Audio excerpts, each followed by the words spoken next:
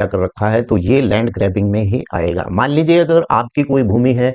इसी कारणवश आपको पता है कि आपका खसरा नंबर यहाँ पर है और आपने दूसरे की भूमि के ऊपर मकान बना लिया तो ये भी लैंड ग्रैबिंग में ही आएगा।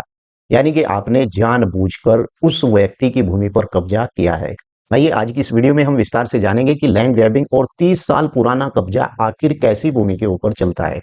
या ऐसी भूमि जिसके ऊपर आपने 30 साल से कब्जा कर रखा है और आप सोच रहे हैं कि ये भूमि आपकी है, तो आप इस वीडियो में विस्तार से जान जाएंगे। वीडियो शुरू करने से पहले आपसे गुजारिश है कि अगर आप लोग पहली बार इस यूट्यूब चैनल पर आ ही गए हैं तो कृपया चैनल को लाइक और सब्सक्राइब करना बिल्कुल ना भूलें। चैनल को सब्सक्राइब जरूर करें, लेकिन उसके साथ में बेल आइकन की घंटी को जरूर दबा लें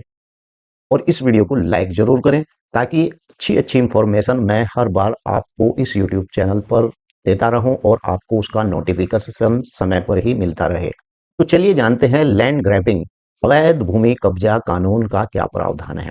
लैंड ग्रैबिंग शब्द का उपयोग बड़े पैमानों पर और संगठित तरीके से यानी सरकारी, सार्वजनिक या निजी भूमि पर अवैध कब्जे के रूप में करने के लिए किया जाता है और इसी के साथ जो व्यक्ति या कोई समूह इस गतिविधि में शामिल होते हैं उन्हें अक्सर भू माफिया, लैंड माफिया कहा जाता है।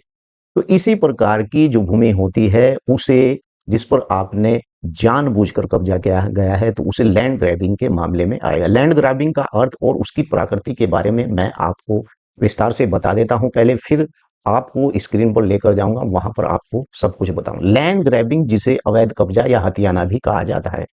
और साथियों इसके कई गतिविधियां इसमें शामिल होती है,